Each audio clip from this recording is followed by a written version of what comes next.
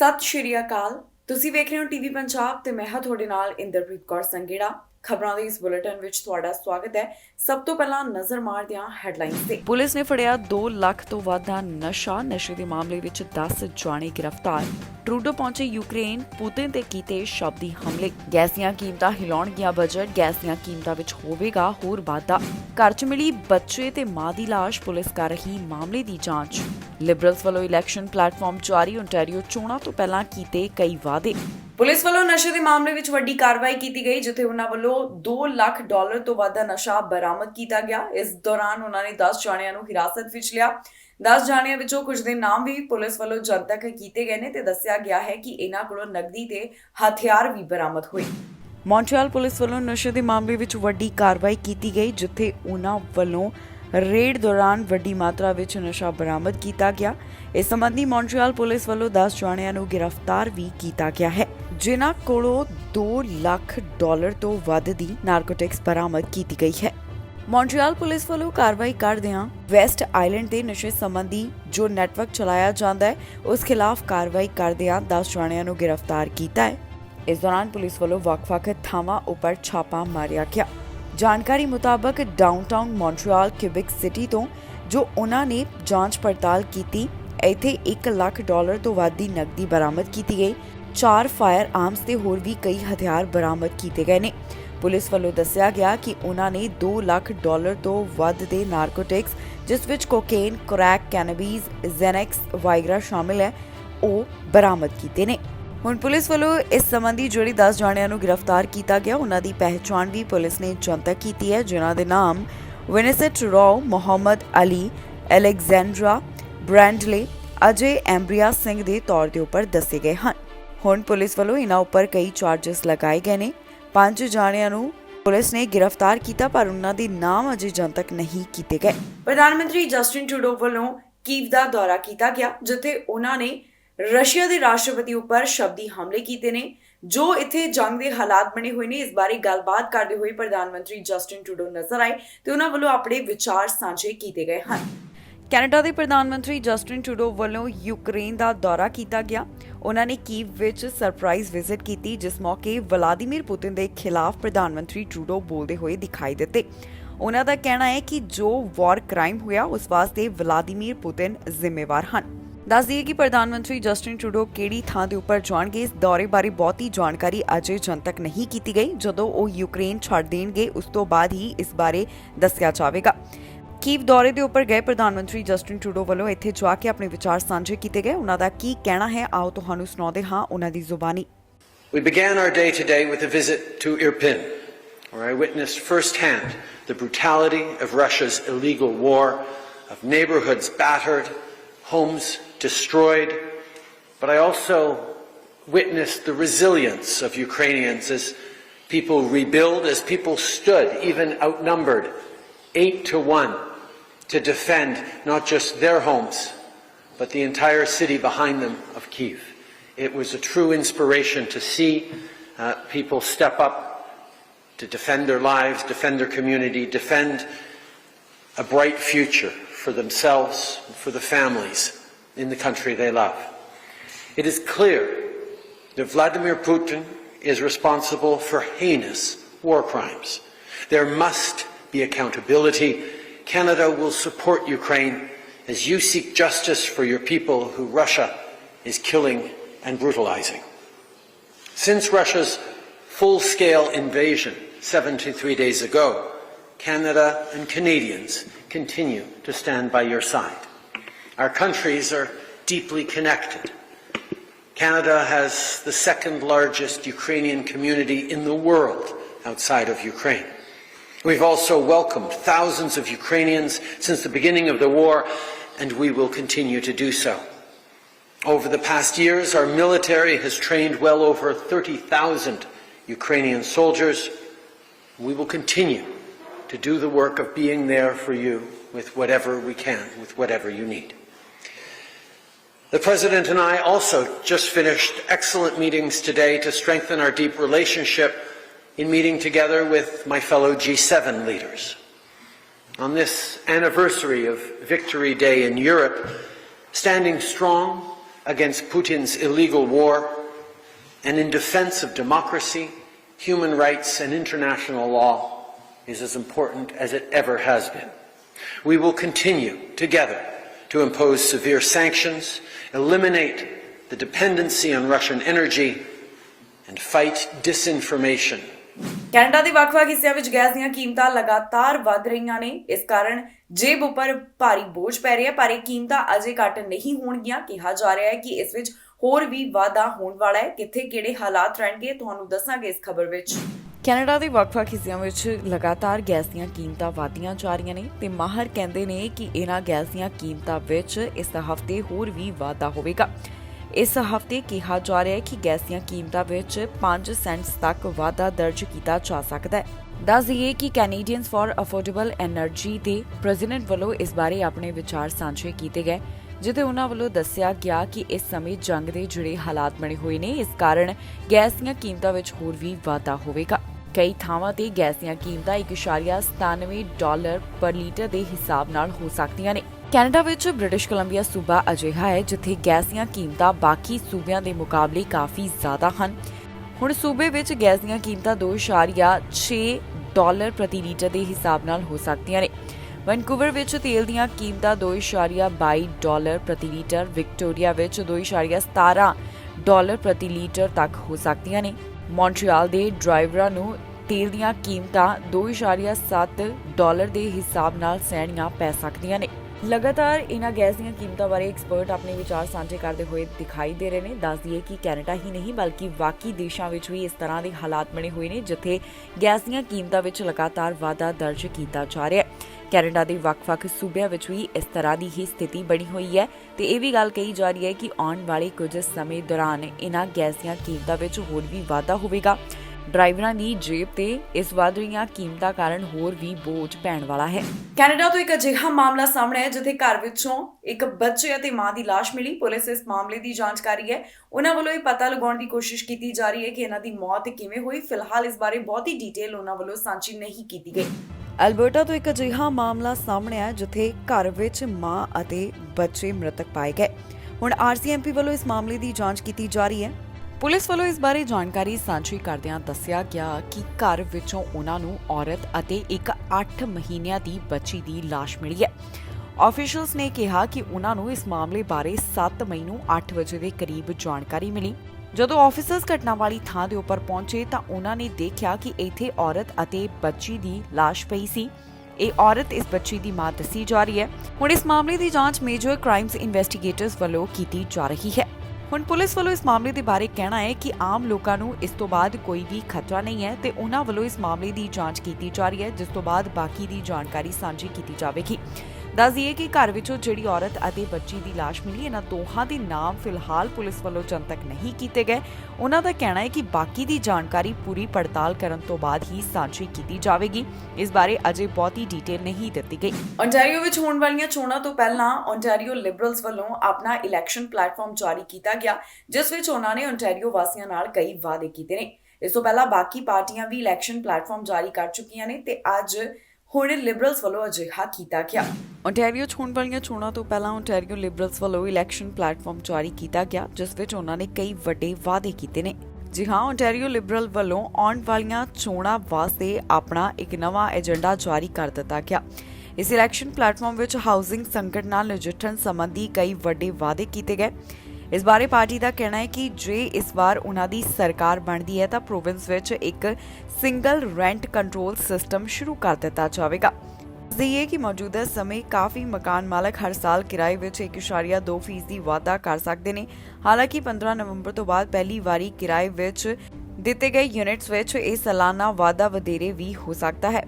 Party platform ਵਿੱਚ ਵਾਅਦਾ ਕੀਤਾ ਗਿਆ ਕਿ ਰੈਂਟਲ ਮਾਰਕੀਟ ਦਾ 2 ਪੱਧਰੀ ਢਾਂਚਾ ਹੁਣ ਖਤਮ ਕਰ ਦਿੱਤਾ ਜਾਵੇਗਾ, ਜਿਸ ਨਾਲ ਕਿਰਾਏ ਵਿੱਚ ਸਥਿਰਤਾ ਆਵੇਗੀ। ਪ੍ਰੋਵਿੰਸ ਵਿੱਚ ਹਾਊਸਿੰਗ ਸੰਕਟ ਨਾਲ ਨਜਿੱਠਣ ਵਾਸਤੇ ਪਾਰਟੀ ਵੱਲੋਂ ਵੱਧ ਘਰਾਂ ਦੀ ਉਸਾਰੀ ਦਾ ਵਾਅਦਾ ਕੀਤਾ ਗਿਆ ਹੈ। ਲਿਬਰਲਸ ਦਾ ਅੰਦਾਜ਼ਾ ਹੈ ਕਿ ਇਸ ਨਾਲ ਕਈਆਂ ਨੂੰ ਰੋਜ਼ਗਾਰ ਮਿਲੇਗਾ। ਉਹਨਾਂ ਦਾ ਅੰਦਾਜ਼ਾ ਹੈ ਕਿ ਉਸਾਰੀ ਦੇ ਕੰਮ ਵਿੱਚ ਹਰ ਸਾਲ 1,50,000 ਲੋਕਾਂ ਨੂੰ ਰੋਜ਼ਗਾਰ ਮਿਲੇਗਾ। ਇਸ ਤੋਂ ਇਲਾਵਾ ਲਿਬਰਲ ਪਾਰਟੀ ਵੱਲੋਂ 2025 ਤੋਂ 2026 ਤੱਕ ਬਜਟ ਵਿੱਚ ਸੰਤੁਲਨ ਲਿਆਉਣ ਦਾ ਵਾਅਦਾ ਕੀਤਾ ਗਿਆ। ਪਾਰਟੀ ਵੱਲੋਂ ਮਿਨੀਮਮ ਵੇਜ ਨੂੰ ਵਧਾ ਕੇ $16 ਪ੍ਰਤੀ ਘੰਟੇ ਕਰਨ ਵਾਸਤੇ ਵੀ ਜਾਣਕਾਰੀ ਇਸ ਇਲੈਕਸ਼ਨ ਪਲੇਟਫਾਰਮ ਵਿੱਚ ਦਿੱਤੀ ਗਈ ਹੈ। ਇਸ ਤੋਂ ਇਲਾਵਾ ਪਾਰਟੀ ਪਲੇਟਫਾਰਮ ਵਿੱਚ ਪਹਿਲਾਂ ਐਲਾਨ ਕੀਤੀਆਂ ਗਈਆਂ ਪਾਲਿਸੀਜ਼ ਜਿਸ ਵਿੱਚ 2024 ਤੱਕ $1 ਟ੍ਰਾਂਜ਼ਿਟ ਕਿਰਾਇਆ, ਆਪਸ਼ਨਲ ਗ੍ਰੇਡ 13 ਅਤੇ ਹਫ਼ਤੇ ਵਿੱਚ 4 ਦਿਨ ਕੰਮ ਦੀ ਸੰਭਾਵਨਾ ਤਲਾਸ਼ ਕਰਨਾ ਵੀ ਸ਼ਾਮਿਲ ਹੈ। ਜ਼ਿਕਰਯੋਗ ਹੈ ਕਿ ਓਨਟਾਰੀਓ ਦੀਆਂ ਹੋਣ ਵਾਲੀਆਂ ਚੋਣਾਂ ਤੋਂ ਪਹਿਲਾਂ ਲਗਾਤਾਰ ਵੱਖ-ਵੱਖ ਸਿਆਸੀ ਪਾਰਟੀਆਂ ਵੱਲੋਂ ਓਨਟਾਰੀਓ ਵਾਸੀਆਂ ਨਾਲ ਕਈ ਵੱਡੇ ਵਾਅਦੇ ਕੀਤੇ ਜਾ ਰਹੇ ਨੇ। NDP ਪਾਰਟੀ ਵੱਲੋਂ ਵੀ ਆਪਣਾ ਇਲੈਕਸ਼ਨ ਪਲੇਟਫਾਰਮ ਜਾਰੀ ਕੀਤਾ ਗਿਆ ਜਿੱਥੇ ਉਨ੍ਹਾਂ ਵੱਲੋਂ ਕਈ ਵੱਡੇ ਐਲਾਨ ਕੀਤੇ ਗਏ। ਖਾਸ ਤੌਰ ਤੇ ਡੈਂਟਲ ਕੇਅਰ ਪ੍ਰੋਗਰਾਮ ਦੀ ਵੀ ਗੱਲ ਉਨ੍ਹਾਂ ਵੱਲੋਂ ਆਪਣੇ ਇਲੈਕਸ਼ਨ ਪਲੇਟਫਾਰਮ ਵਿੱਚ ਕੀਤੀ ਗਈ ਸੀ। ਫਿਲਹਾਲ ਚੋਣਾਂ ਦੇ ਵਿੱਚ ਪਤਾ ਚੱਲੇਗਾ ਕਿ ਇੱਥੇ ਕਿਸ ਦੀ ਸਰਕਾਰ ਬਣਦੀ ਹੈ, ਪਰ ਜਿਹੜੇ ਹੁਣ ਤੱਕ ਦੇ ਇਸ ਬਾਰੇ ਪੋਲ ਸਾਹਮਣੇ ਆਏ ਨੇ ਉਸ ਨੂੰ ਦੇਖ ਕੇ ਲੱਗਦਾ ਹੈ ਕਿ ਫੋਰਡ ਸਰਕਾਰ ਇੱਕ ਵਾਰ ਫਿਰ ਤੋਂ ਸੱਤਾ ਵਿੱਚ ਆ ਸਕਦੀ ਹੈ। I have to say again, I'm so thrilled to be here, to have this chance to present to you this platform that Ontario Liberals are bringing forward today. It is a platform that is fully costed. It is fair. It is forward-looking. It is a plan that we call a place to grow here in this province of ours, which is so critically important at this particular time. It's important at this time because, you know, when this election campaign kicked off a number of days ago, I said, and we've been saying from the very beginning, that we saw a budget from the Ford Conservatives a number of days ago. And that was a budget that, despite the challenging circumstances our province finds itself in, well, that was a budget that had no plan, no discernible or coherent path forward for the people of this province. And then 2 weeks ago today, literally 2 weeks ago today, we saw an election platform unveiled from Ontario's NDP. And that was a platform with no costing and no numbers. 2 weeks later, still no costing and no numbers. On the one hand, the Ford Conservatives with no plan, and on the other hand, the NDP with no numbers, no costing. Neither approach makes sense. Neither approach is good enough for the people of Ontario. Neither approach is responsible and thoughtful or competent. And in particular, after the past 2 years that we've had in this province, this is a time when the chips are down and the stakes are high for Ontario families to have leadership at Queen's Park that is truly on their side, that has a plan, a comprehensive and inclusive plan, that isn't short on details, that will break new ground, and that is fully costed and responsible. And that's what a place to grow will deliver for the people of Ontario. ਹਾਦਸੇ ਵਿੱਚ ਇੱਕ ਦੀ ਮੌਤ ਹੋ ਗਈ ਤੇ 2 ਜਾਣੇ ਜ਼ਖਮੀ ਹੋਏ ਨੇ। ਪੁਲਿਸ ਇਸ ਮਾਮਲੇ ਦੀ ਪੜਤਾਲ ਕਰ ਰਹੀ ਹੈ ਤੇ ਉਹਨਾਂ ਵੱਲੋਂ ਇਸ ਬਾਰੇ ਬਹੁਤੀ ਜਾਣਕਾਰੀ ਨਹੀਂ ਦਿੱਤੀ ਗਈ। ਪੀੜਤਾਂ ਦੇ ਨਾਮ ਅਜੇ ਉਹਨਾਂ ਵੱਲੋਂ ਜਨਤਕ ਨਹੀਂ ਕੀਤੇ ਗਏ। ਮਿਲਟਨ ਤੋਂ ਇੱਕ ਅਜਿਹਾ ਮਾਮਲਾ ਸਾਹਮਣੇ ਹੈ ਜਿੱਥੇ ਹਾਦਸੇ ਵਿੱਚ ਇੱਕ ਦੀ ਮੌਤ ਹੋ ਗਈ ਤੇ 2 ਜਾਣੇ ਜ਼ਖਮੀ ਹੋਏ ਨੇ। ਇਹ ਹਾਦਸਾ SUV ਅਤੇ ਮੋਟਰਸਾਈਕਲ ਦਰਮਿਆਨ ਵਾਪਰਿਆ। ਹਾਲਟਨ ਰੀਜਨਲ ਪੁਲਿਸ ਵੱਲੋਂ ਇਸ ਮਾਮਲੇ ਦੀ ਜਾਣਕਾਰੀ ਸਾਂਝੀ ਕੀਤੀ ਗਈ। ਉਹਨਾਂ ਦੱਸਿਆ ਕਿ ਇਹ ਹਾਦਸਾ 3:15 ਦੇ ਕਰੀਬ ਵਾਪਰਿਆ ਜਦੋਂ SUV ਅਤੇ ਮੋਟਰਸਾਈਕਲ ਦੇ ਵਿਚਕਾਰ ਟੱਕਰ ਹੋਈ। ਉਸ ਦੌਰਾਨ ਮੋਟਰਸਾਈਕਲ ਚਲਾਉਣ ਵਾਲੇ ਦੀ ਘਟਨਾ ਵਾਲੀ ਥਾਂ ਤੇ ਮੌਤ ਹੋਣ ਵਾਲੇ ਪੁਲਿਸ ਨੇ ਜਾਣਕਾਰੀ ਸਾਂਝੀ ਕੀਤੀ ਹੈ। ਇਸ ਤੋਂ ਬਾਅਦ ਜਿਹੜੇ SUV ਵਿੱਚ 2 ਜਾਣੇ ਸਵਾਰ ਸਨ ਉਹਨਾਂ ਦੀ ਉਮਰ 79 ਅਤੇ ਇੱਕ ਦੀ 86 ਸਾਲ ਦੇ ਕਰੀਬ ਦੱਸੀ ਗਈ। ਇਹਨਾਂ ਦੋਹਾਂ ਨੂੰ ਹਲਕੀਆਂ ਸੱਟਾਂ ਦੇ ਚੱਲਦਿਆਂ ਹਸਪਤਾਲ ਵਿੱਚ ਭਰਤੀ ਕਰਵਾਇਆ ਗਿਆ ਜਿੱਥੇ ਉਹਨਾਂ ਦਾ ਮੌਜੂਦਾ ਸਮੇਂ ਇਲਾਜ ਚੱਲ ਰਿਹਾ। ਫਿਲਹਾਲ ਪੁਲਿਸ ਨੂੰ ਇਹ ਸਪਸ਼ਟ ਨਹੀਂ ਹੋ ਸਕਿਆ ਕਿ ਇੱਥੇ ਇਹ ਹਾਦਸਾ ਕਿਵੇਂ ਵਾਪਰਿਆ। ਇਸ ਹਾਦਸੇ ਦਾ ਕੀ ਕਾਰਨ ਸੀ ਇਹ ਉਹਨਾਂ ਵੱਲੋਂ ਪਤਾ ਲਗਾਉਣ ਦੀ ਕੋਸ਼ਿਸ਼ ਕੀਤੀ ਜਾ ਰਹੀ ਹੈ। ਪੁਲਿਸ ਨੇ ਕਿਹਾ ਹੈ ਕਿ ਜੇਕਰ ਕਿਸੇ ਨੂੰ ਵੀ ਇਸ ਘਟਨਾ ਬਾਰੇ ਕੋਈ ਜਾਣਕਾਰੀ ਹੋਵੇ ਤਾਂ ਉਹਨਾਂ ਨਾਲ ਜ਼ਰੂਰ ਸੰਪਰਕ ਕਰਨ। ਜਾਣਕਾਰੀ 9058254747 ਤੇ ਕਾਲ ਕਰਕੇ ਸਾਂਝੀ ਕੀਤੀ ਜਾ ਸਕਦੀ ਹੈ। ਫਿਲਹਾਲ ਮਾਮਲੇ ਦੀ ਜਾਂਚ ਜਾਰੀ ਹੈ ਜਿਸ ਤੋਂ ਬਾਅਦ ਬਾਕੀ ਦੀ ਇਨਫੋਰਮੇਸ਼ਨ ਦਿੱਤੀ ਜਾਵੇਗੀ। ਹਾਈਵੇ 401 ਉੱਪਰ ਹਾਦਸੇ ਬਾਰੇ ਜਾਣਕਾਰੀ ਸਾਹਮਣੇ ਆਈ ਹੈ। ਦੱਸਿਆ ਜਾ ਰਿਹਾ ਹੈ ਕਿ ਇਸ ਦੌਰਾਨ 3 ਜਾਣੇ ਜ਼ਖਮੀ ਹੋਏ। ਇਹਨਾਂ ਨੂੰ ਹਸਪਤਾਲ ਵਿੱਚ ਭਰਤੀ ਕਰਵਾਇਆ ਗਿਆ। ਪੁਲਿਸ ਇਸ ਮਾਮਲੇ ਦੀ ਜਾਂਚ ਕਰ ਰਹੀ ਹੈ ਤੇ ਪੀੜਤਾਂ ਦੇ ਨਾਮ ਅਜੇ ਜਨਤਕ ਨਹੀਂ ਕੀਤੇ ਗਏ। ਸਕਾਰਬਰੋ ਤੋਂ ਇੱਕ ਅਜਿਹਾ ਮਾਮਲਾ ਸਾਹਮਣੇ ਆਇਆ ਜਿੱਥੇ ਹਾਈਵੇ 401 ਤੇ ਹਾਦਸਾ ਵਾਪਰਿਆ। ਇਸ ਹਾਦਸੇ ਵਿੱਚ 2 ਜਾਣੇ ਜ਼ਖਮੀ ਹੋ ਗਏ ਨੇ। ਜਾਣਕਾਰੀ ਮੁਤਾਬਕ ਇੱਥੇ 3 ਵਾਹਨ ਟਕਰਾਏ ਜਿਸ ਤੋਂ ਬਾਅਦ ਪੁਲਿਸ ਨੇ ਇਸ ਬਾਰੇ ਜਾਣਕਾਰੀ ਸਾਂਝੀ ਕੀਤੀ ਹੈ। ਪੁਲਿਸ ਵੱਲੋਂ ਦੱਸਿਆ ਗਿਆ ਕਿ ਇਹ ਹਾਦਸਾ 4:15 ਦੇ ਕਰੀਬ ਵਾਪਰਿਆ। ਜਾਣਕਾਰੀ ਮੁਤਾਬਕ ਜਿਹੜੇ 2 ਜਾਣੇ ਜ਼ਖਮੀ ਹੋਏ ਉਹਨਾਂ ਨੂੰ ਟਰਾਮਾ ਸੈਂਟਰ ਵਿੱਚ ਭਰਤੀ ਕਰਵਾਇਆ ਗਿਆ ਜਿੱਥੇ ਇਸ ਸਮੇਂ ਉਹਨਾਂ ਦਾ ਹਸਪਤਾਲ ਵਿੱਚ ਇਲਾਜ ਚੱਲ ਰਿਹਾ ਹੈ। ਮੌਜੂਦਾ ਸਮੇਂ ਉਹਨਾਂ ਦੀ ਹਾਲਤ ਸਥਿਰ ਦੱਸੀ ਜਾ ਰਹੀ ਹੈ। ਟੋਰਾਂਟੋ ਪੈਰਾਮੈਡਿਕਸ ਵੱਲੋਂ ਇਸ ਬਾਰੇ ਵਧੇਰੇ ਜਾਣਕਾਰੀ ਸਾਂਝੀ ਕੀਤੀ ਗਈ ਜਿੱਥੇ ਉਹਨਾਂ ਦੱਸਿਆ ਕਿ 5 ਹੋਰ ਜ਼ਖਮੀ ਹੋਏ ਨੇ ਪਰ ਉਹਨਾਂ ਨੂੰ ਹਲਕੀਆਂ ਸੱਟਾਂ ਆਈਆਂ ਹਨ। ਜਿਸ ਵੇਲੇ ਹਾਈਵੇ ਤੇ ਇਸ ਮਾਮਲੇ ਦੀ ਜਾਂਚ ਕੀਤੀ ਜਾ ਰਹੀ ਸੀ ਤਾਂ ਇਸ ਨੂੰ ਕੁਝ ਸਮੇਂ ਵਾਸਤੇ ਬੰਦ ਰੱਖਿਆ ਗਿਆ ਤੇ ਬਾਅਦ ਵਿੱਚ ਇਸ ਨੂੰ ਖੋਲ੍ਹ ਦਿੱਤਾ ਗਿਆ। ਹੁਣ ਪੁਲਿਸ ਇਸ ਸਾਰੇ ਮਾਮਲੇ ਦੀ ਜਾਂਚ ਕਰ ਰਹੀ ਹੈ। ਇਸ ਹਾਦਸੇ ਵਿੱਚ ਜਿਹੜੇ 2 ਜਾਣੇ ਜ਼ਖਮੀ ਹੋਏ ਉਹਨਾਂ ਦੀ ਪਹਿਚਾਣ ਫਿਲਹਾਲ ਪੁਲਿਸ ਵੱਲੋਂ ਜਨਤਕ ਨਹੀਂ ਕੀਤੀ ਗਈ ਤੇ ਨਾ ਹੀ ਇਸ ਬਾਰੇ ਬਹੁਤੀ ਡੀਟੇਲ ਉਹਨਾਂ ਨੇ ਸਾਂਝੀ ਕੀਤੀ ਹੈ। ਹੁਣ ਇਸ ਬਾਰੇ ਡੀਟੇਲ ਸਾਂਝੀ ਕਰਦਿਆਂ ਕਿਹਾ ਗਿਆ ਕਿ ਫਿਲਹਾਲ ਮਾਮਲੇ ਦੀ ਪੜਤਾਲ ਕੀਤੀ ਜਾ ਰਹੀ ਹੈ, ਜਿਸ ਤੋਂ ਬਾਅਦ ਬਾਕੀ ਦੀ ਜਾਣਕਾਰੀ ਉਹਨਾਂ ਵੱਲੋਂ ਆਮ ਲੋਕਾਂ ਨਾਲ ਸਾਂਝੀ ਕੀਤੀ ਜਾਵੇਗੀ। ਫੈਡਰਲ ਸਰਕਾਰ ਵੱਲੋਂ ਰਾਹਤ ਪ੍ਰੋਗਰਾਮ ਲਿਆਂਦੇ ਗਏ ਤਾਂ ਕਿ ਕਰੋਨਾ ਕਾਰਨ ਜਿਹੜੇ ਕਾਰੋਬਾਰ ਪ੍ਰਭਾਵਿਤ ਹੋਏ ਨੇ ਉਹਨਾਂ ਨੂੰ ਮਦਦ ਮਿਲ ਸਕੇ ਤੇ ਹੁਣ ਇਹਨਾਂ ਕਾਰੋਬਾਰੀਆਂ ਨੂੰ ਹੋਰ ਵੀ ਮਦਦ ਦੀ ਜ਼ਰੂਰਤ ਹੈ। ਦਰਅਸਲ ਇਹ ਪ੍ਰੋਗਰਾਮ ਹੁਣ ਖਤਮ ਹੋਣ ਵਾਲੇ ਨੇ, ਪਰ ਕਾਰੋਬਾਰਾਂ ਨੂੰ ਅਜੇ ਵੀ ਸਪੋਰਟ ਦੀ ਜ਼ਰੂਰਤ ਹੈ। ਕੈਨੇਡਾ ਵਿੱਚ ਕੋਵਿਡ-19 ਦੌਰਾਨ ਦਿੱਤੀ ਜਾ ਰਹੀ ਸਪੋਰਟ ਹੁਣ ਖਤਮ ਹੋਣ ਦੇ ਕਿਨਾਰੇ ਹੈ, ਪਰ ਜਿਹੜੇ ਅਦਾਰੇ ਹਨ ਉਹਨਾਂ ਨੂੰ ਅਜੇ ਵੀ ਮਦਦ ਦੀ ਜ਼ਰੂਰਤ ਹੈ। ਕੈਨੇਡਾ ਸਰਕਾਰ ਵੱਲੋਂ ਕਰੋਨਾ ਵਾਇਰਸ ਦੌਰਾਨ ਜਿਹੜੇ ਬੈਨੀਫਿਟ ਪ੍ਰੋਗਰਾਮਸ ਦਾ ਐਲਾਨ ਕੀਤਾ ਗਿਆ ਸੀ ਉਹ ਹੁਣ ਖਤਮ ਹੋਣ ਜਾ ਰਹੇ ਹਨ। ਇਸ ਰਾਹੀਂ ਫੈਡਰਲ ਸਰਕਾਰ ਵੱਲੋਂ ਬਿਜ਼ਨਸ ਅਦਾਰਿਆਂ ਵਾਸਤੇ ਕਈ ਐਲਾਨ ਕੀਤੇ ਗਏ ਤਾਂ ਕਿ ਕਰੋਨਾ ਕਾਰਨ ਜੋ ਉਹਨਾਂ ਦੇ ਕਾਰੋਬਾਰ ਪ੍ਰਭਾਵਿਤ ਹੋਏ ਉਹਨਾਂ ਨੂੰ ਹੁਲਾਰਾ ਮਿਲ ਸਕੇ। ਕੈਨੇਡਾ ਸਰਕਾਰ ਵੱਲੋਂ ਕੈਨੇਡਾ ਵਰਕਰ ਲਾਕਡਾਊਨ ਬੈਨੀਫਿਟ ਵੀ ਲਿਆਂਦਾ ਗਿਆ ਸੀ।